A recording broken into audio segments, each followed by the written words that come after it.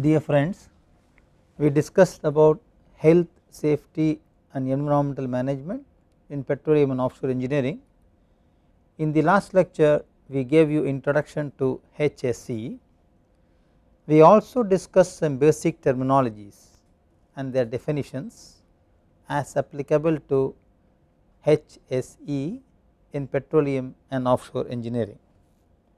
Today in this lecture 2 of module 1, we will talk about safety assurance and assessment methods. Just for the sake of completion, I will again overview what are the topics we will be covering in module 1, like safety in design and operation, organizing for safety, hazard classification and assessment, hazard evaluation and hazard control, and importance of safety in petroleum and offshore industry. Gentlemen, let us ask a final question: how do we differentiate safety and risk? They are actually contemporary. Instead of discussing safety, we will start discussing about risk. Ultimately, we will connect risk and safety at the end. Now, let us learn how to measure risk. Risk can be classified broadly into two types, namely individual risk, societal risk. Individual risk is defined as frequency at which every individual may be expected to sustain a given level of harm from realization of hazard. It accounts usually for risk of death only. It is expressed as risk per year. Remember, individual is related to an individual person which encounters or has risk of death. On the other hand, individual risk is generally expressed as risk per year or fatality accident rate, FAR, in the literature. Average individual risk is given by a simple equation: number of fatalities divided by the number of people at risk. You can also look at risk in the other angle, that is called societal risk. Now, the word itself very clearly categorizes the risk is for the society. It is defined as relationship between the frequency and the number of people suffering a given level of harm from realization of hazard. Societal risk are expressed as FN curves, showing the cumulative frequency, which is F, with respect to the number of fatalities, which is N. Annual fatality rate is an outcome of this kind of study, in which the frequency and fatality data are combined into a convenient single measure of group risk.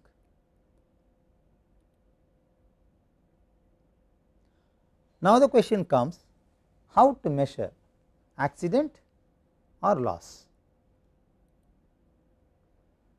Unfortunately, there is no single method available which is capable of measuring accident and loss statistics with respect to all required aspects. There are three systems available in the literature in offshore industry which addresses accident or loss measurements: OSHA, FAR, fatality rate or deaths per person per year. OSHA is an international body expanded as Occupational Safety and Health Administration by United States Department of Labor. They have their own method of classifying accident or loss. The other method of classifying this is by a common phenomena called fatality accident rate. Fatality rate or deaths per person per year is expressed. All the three methods have a commonness in them. They report the number of accidents and or the number of fatalities for a fixed number of working hours during a specified period. Gentlemen, the emphasis is generally given on fixed number of working hours, that is very important. Extending this philosophy, Frank and Morgan gave a method of logical risk analysis available in the literature. Frank and Morgan proposed this method in 1979. The reference goes as a logical process risk analysis, professional safety, June 1979, pp 23 to 30. They proposed a systematic method of financing risk towards risk reduction. You may wonder why one has got to finance a risk towards risk reduction. I can give a very classical example of this statement. For example, if you want to reduce your risk in life, you generally go for health insurance. So, insurance are nothing but financing risk towards your risk reduction. The model suggested by Frank and Morgan is exclusively applicable to process industry. For example, in our case a petroleum industry can be an user end of this kind of logical risk analysis. This method involves 6 steps of risk analysis. Let us see this in detail today. Step number 1, compute the risk index for each department. Step number 2, determine relative risk for each department. Step number 3, compute present risk index for each department. Step number 4, compute composite exposure dollars for each department. This is the financial aspect of converting risk into money. Step number 5, compute composite risk for each department, and step number 6, the last step, rank all the departments relative to each other based on composite score. Gentlemen, you may be wondering, in this particular method what do we actually mean by each department? First question. Secondly, you will be eager to know how this method ends up in financing a risk for a given process industry. We will take up an example to explain these questions in detail. Let us say I consider a process industry which aims for risk assessment. I categorize the plant into convenient number of departments. This is not a very difficult task. Every process industry has designated departments which is enclosed in the industrial umbrella. For example, research and development, production, maintenance, inventory, etc. So, this data of categorizing the plant into different departments is already existing in industrial management. Now, let us consider one such example of a process industry and say that this industry which I am considering now has 6 departments. We will name them as A, B, C, D, E and F. For each department, let us first estimate the risk index. So, each department inherently have risk level which is to be first identified. This can be easily done by evaluating hazards present and the control measures available. This is also called as the first level of risk assessment. Generally, this is done by preparing a checklist. Now, to make it very simple, a sample checklist is also developed by Morgan, which I am going to show you in the next slide. Based on that kind of checklist prepared, establish what I call as an hazard score and a control score. Look at the slide. This is a sample slide presented by Morgan. For example, the checklist gives different rating points for different hazard groups. For example, if you have an hazard group of fire and explosion potential, if there are large inventory of flammables available, you give the rating point as 2. If the flammable beated and processed above the flash point, give the rating point as 1. Look at the complexity of the process, the maximum score will be 8. If you need for precise reactant addition and control, then you give the rating point as 2. If it is difficult to start up or shut down to be maintained, give the complexity of the process rating as 1. Look at the stability of the process. If it is severity of uncontrolled situation, give the rating point for stability of the process as 3. Otherwise, if it is obnoxious gases present or stored under pressure, give the stability of process as 1. Similarly, you can look the rating points for operating pressure involved, personal and environmental hazard potential available, and high temperature scenario. So, based on different kinds of hazard groups, you can easily fix up a rating point, and of course these values are subjective. You can also out of experience can prepare a similar checklist. Once this is done, look at the control group and also try to give the rating point for different control activities present in the plant. For example, look at the fire protection. If there are automatic sprinkler systems capable of meeting the demands available in the plant, give the rating point as 4. If the fire protection system is inspected and tested with regular frequency, give the fire protection rating point as 10. These are all control group points. Look at the electrical integrity, look at the safety devices, inerting and dip piping and ventilation present, and so on so forth.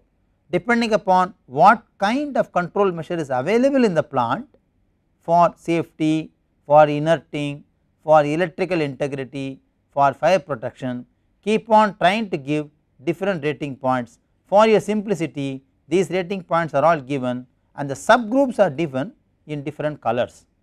For example, Morgan has suggested a checklist where the control group is divided into 1, 2, 3, 4 and 5 divisions like fire protection, electrical integrity, safety devices, inerting and dip piping and ventilation.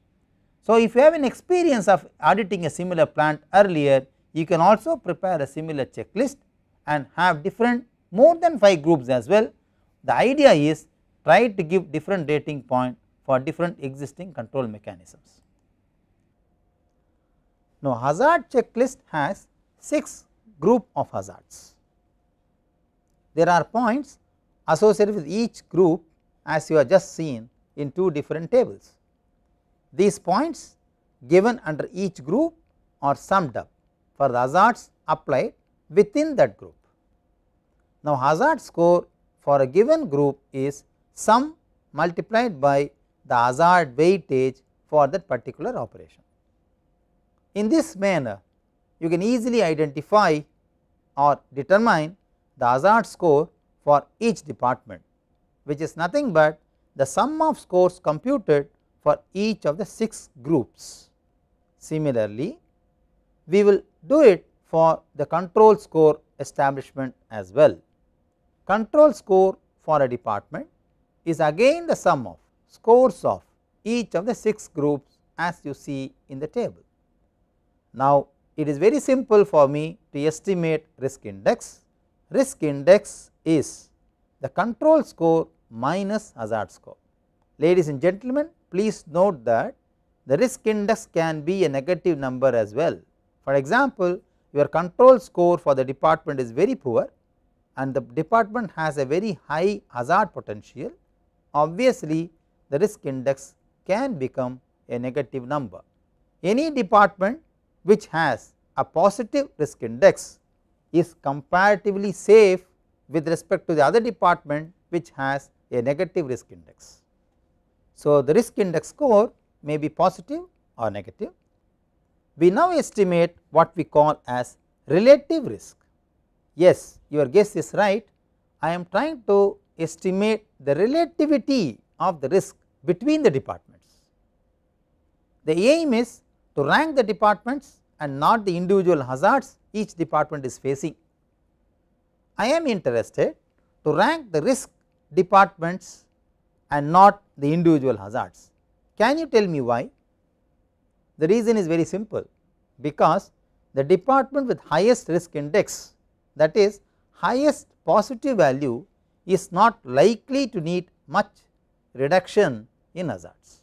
It means we are talking about financing risk reduction. The department which has a positive score of maximum does not require much more methods to reduce hazards. High risk index means that the control measures are very effective. Those departments will need funds lesser than the other departments to mitigate, eliminate or reduce hazards. Is that clear? Once we estimate relative risk, we will now say use the best department risk score as a base reference. I think we have no confusion in identifying the best department based upon risk score. The department which has highest positive risk score is considered as the best department. All scores are then adjusted relative to the score of the best department by subtracting the risk score of best department from all other risk scores. I am coming up with an example in the few slides later. This will be illustrated step by step for you. This adjustment will make the relative risk of best department as. Can you fill in this blank quickly? Yes, your guess may be right. The best department will have a relative risk as 0. After doing this, now we will work out what is called percentage of risk index. I am interested to now know what is the percentage of risk index of each department.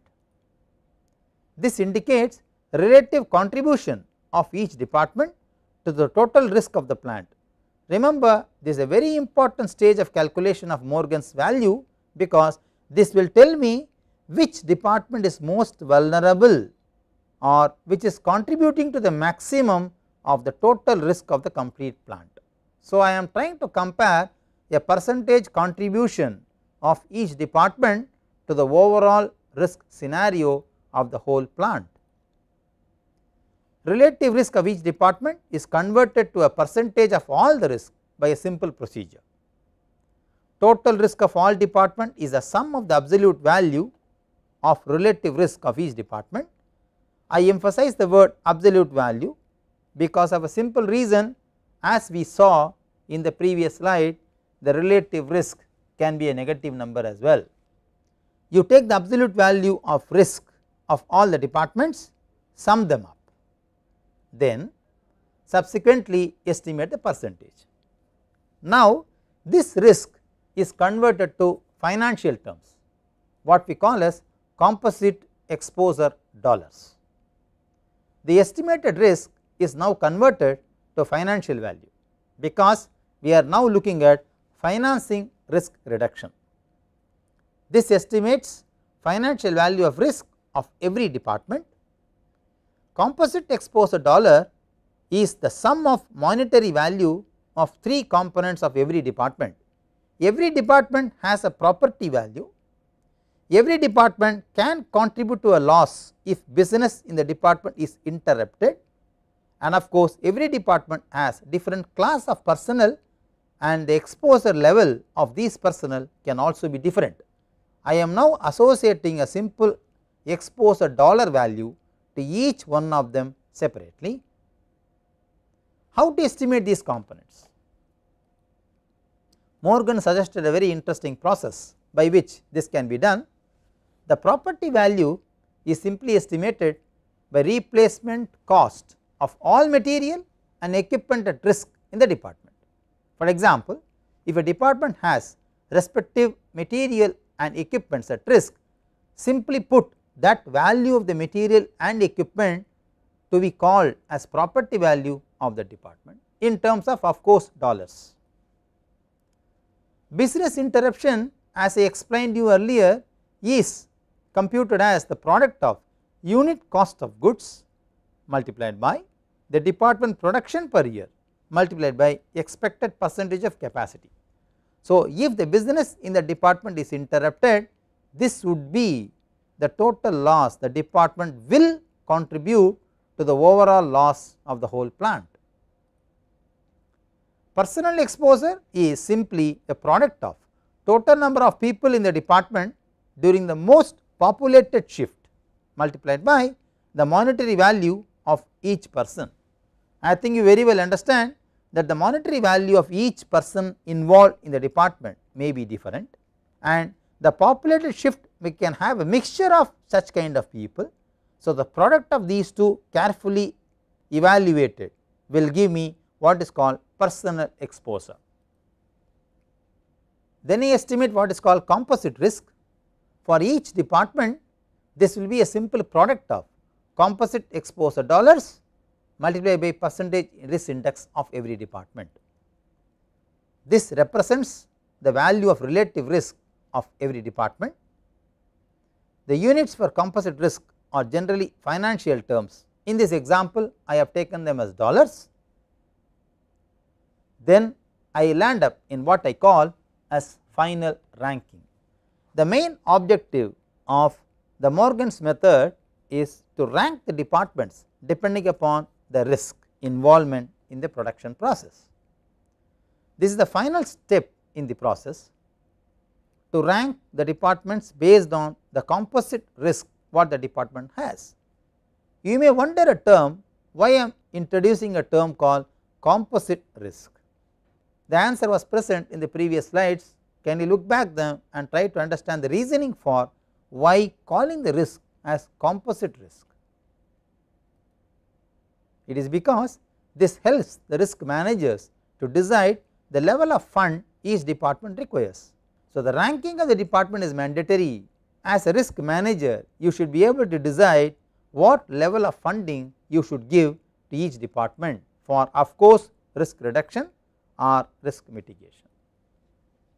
Therefore, it is inevitable that the department should be ranked from the highest composite score to the lowest. The lowest will be obviously 0, which is considered as the reference department. You may recollect that the reference department is that department which had the maximum positive risk score. I would explain this whole process of Morgan risk assessment by a simple example of a process industry. Let us consider a process industry which has got departments A, B, C, D, E, F. For each department, I have conducted a survey and I know the hazard score of each department, which I have taken from the table, and the control score present in each department, which I have also taken from the table. Now, for each department, I know what is the property value of the department, what is the business interruption cost of the department, and therefore, I will now work out what is the composite score based upon personnel and exposure in dollars. This final column is what I am interested in for each department. Ultimately, my aim is each department should be ranked depending upon their risk exposure level. So, I am looking for financing the risk. That is why ultimately the hazard and control measures are converted or expected to be converted in terms of dollars. I now compute what is called risk index. I have the same department scored here as A, B, C, D, E, F. The risk index what I get from each department is indicated here, 47, 168, minus 1, 4, minus 40, 223. I think you should be in a position to identify the significance of these negative numbers and the significance of the positive numbers and the significance of the department which has the maximum positive number. It means this tells me that the control measure of this department is the best. Now, I take that department as my reference department. Therefore, the relative risk for the department will be 0. I now estimate the relative risk of each department. How do I do that? get back to the previous slides and try to find out on your own how relative risk can be computed for each department. Once I compute that, I take the absolute sum of all these values and put a check measure here as 911. Now, I am interested to work out what I call as percentage risk index. I pick up the value of the respective department, divide this by the total and multiply by 100, I get percentage risk index. I can simply work out this value for every department as shown in this column of the table. You can also check that the total percentage risk index should come to 100. Now, each department has a composite exposure in terms of money. Of course, this value is multiplied by 10 power 3 in terms of dollars. Oil industry is one of the most expensive process industry, therefore, these values are very high. This value, ladies and gentlemen, you can remember that I have taken this column practically from the previous table. This is expected to be a given data for every process industry.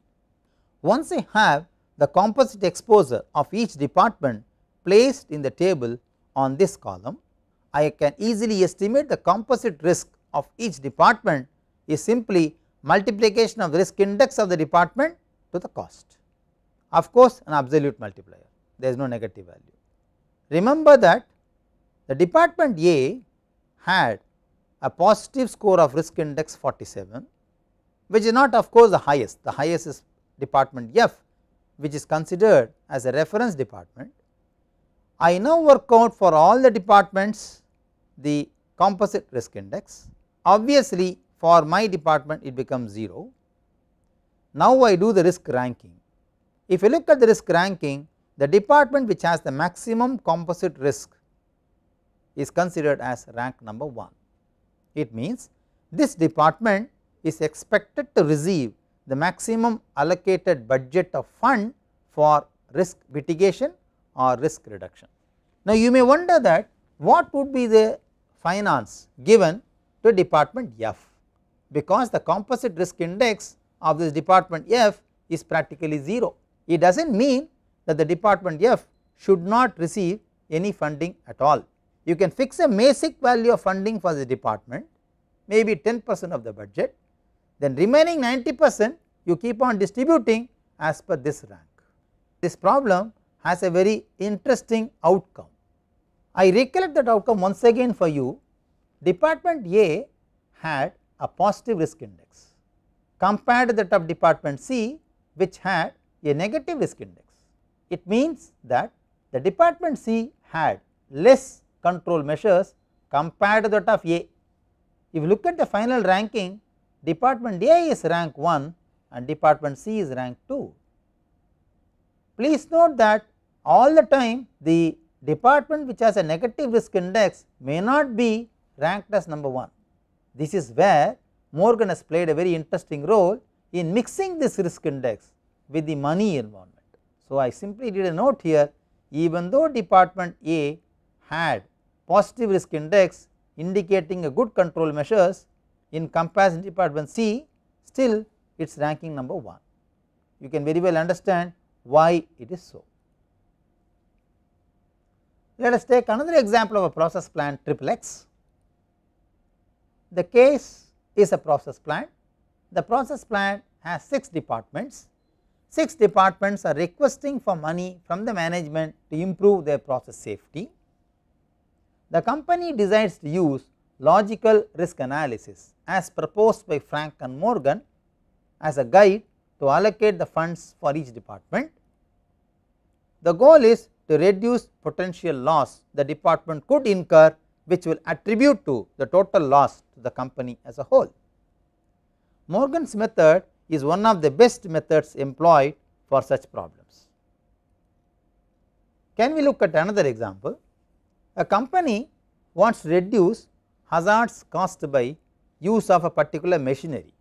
I have a company, I have a process plant, it uses a specific machinery which is a newly placed machinery in the process.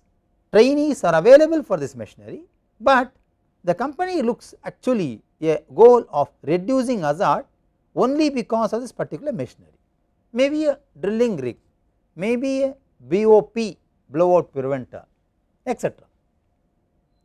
It is a new mechanism found in the machine which has a potential for accidents. This is true when you do not operate this with care. Now, the company has two options. Number 1, appoint a trainer person who will assist the operation of the machine. You understand the consequence of this term. You have got to have a team of training people who has known how to operate this machinery, put them on shift. Whoever wants to operate this specific machinery should be instructed by these people every time before they use the machinery. The goal is to reduce the potential hazard because of this machinery. The other alternative the company had is fix up a lock to the machine to reduce such hazards. There can be a siren, there can be an alarm, there can be interlocking mechanism in the device which will stop the machinery whenever the machinery is not put to proper use. One option is purely a mechanical based system, one option is purely a physical or personal based system. The goal is to reduce hazard or to reduce risk or to mitigate risk. Let us see how this will be effectively working, which is going to be cheap. Before we solve this problem, let us ask few questions to ourselves. We will do risk analysis in both cases, both options, we will do risk analysis. Okay? We should also work out the cost control in both the cases, because any risk mitigation method, if it is not financially controlled, one will not be interested to employ that kind of risk mitigation methods. At the end, apart from looking which method control the hazard effectively, we should also be interested in looking at another point. What is that another point? The benefits or the return on investments and the payback period. You know, in both the options, either you employ a trainer or you put an interlocking mechanism, the company will be investing on that particular method of mitigation. What would be the benefit of that investment? What would be the return on that investment? If at all the company gets the return, what would be the payback period? So, this is a financial aspect of risk reduction. Risk analysis therefore should also address commercial aspects of the problem, otherwise it will not be appealing for oil industry.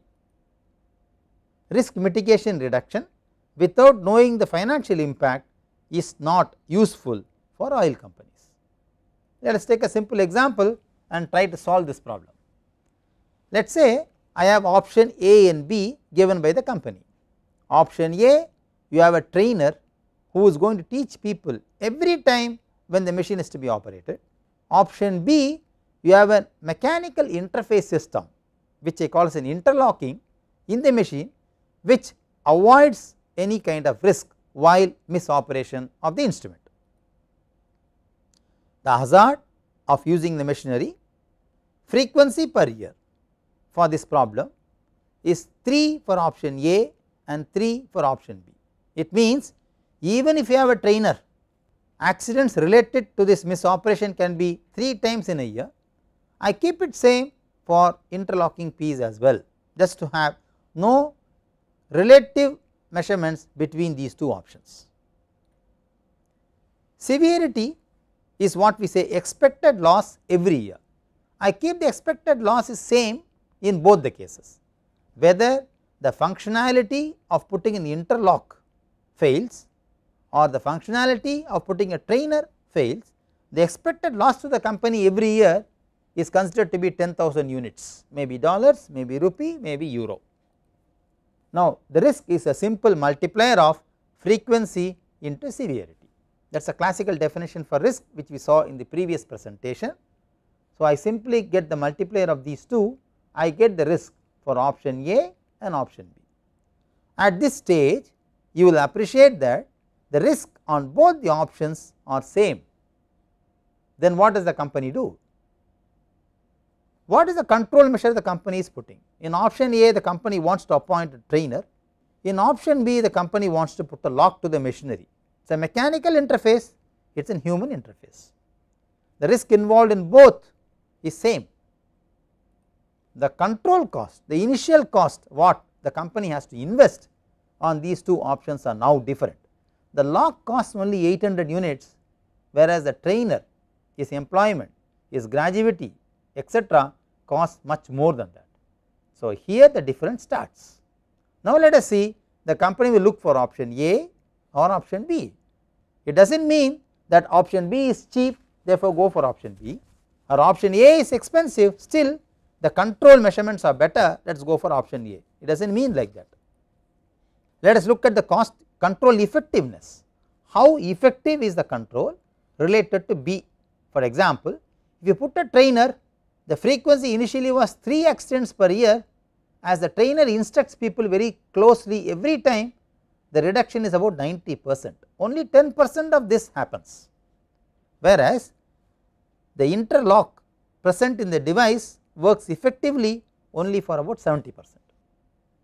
Now, the control effectiveness related to severity, for example, if you reduce the frequency of occurrence by 90%, but still the control effectiveness in terms of severity is remaining same, let us say 80% each. You may wonder why the control effectiveness of 90% on frequency should result in 80% of severity. These are subjective values. This I am deliberately keeping different because obviously you may expect that a trainer will closely watch or train people to operate the machinery. Therefore, this method can be effective in reducing the frequency of accident, but if at all the accident occurs, the severity is about the same. So, therefore, I am keeping these numbers same, but these numbers deliberately different because I am investing more on a trainer compared to investing less on a lock or the machine. The risk after control is simply B into G crossed by C into H. I get this value for a trainer and for the lock. The risk after control is this much. Now, the benefit what the company will draw will be simply the risk minus the control minus the investment what the company made. The risk is 30,000 units, the I value is 21,600, the company invested 2,000 units, therefore, the company has a net benefit annual of 6,400 units, whereas the benefit annual in this scheme is more than this. Now, can you guess which will be the best option that the company should follow? The return on the investment is simply this value divided by the initial cost. So, the return is only about 320%, whereas the return on this case is 1550%. How this is first of all estimated? The payback period for this case is 4 months, but for this case is just 3 weeks. So, the company gets back this money faster, the company gets back this money slower, risk after control is higher, risk after control is lower. I think you would have now guessed which option the company should follow, but before telling you that, let us see what could be the procedure to arrive at this number. It is very simple. You get the benefit of 6,400 units every year, that is 533 every month, hence you recover initial cost of 2,000 units in 4 months. Similarly, you can also work out for this figure and the answer will be 3 weeks. Now, as a HSE manager, you should be in a position to decide which option you should follow. My goal was not to guide you which option you must follow, my goal was if you have 2 options, how to systematically analyze which option will be better. So, there should be a logical method of analyzing both the options. So, this method which I presented now as an example was just to make you to understand how one can logically analyze both the options present under different heads.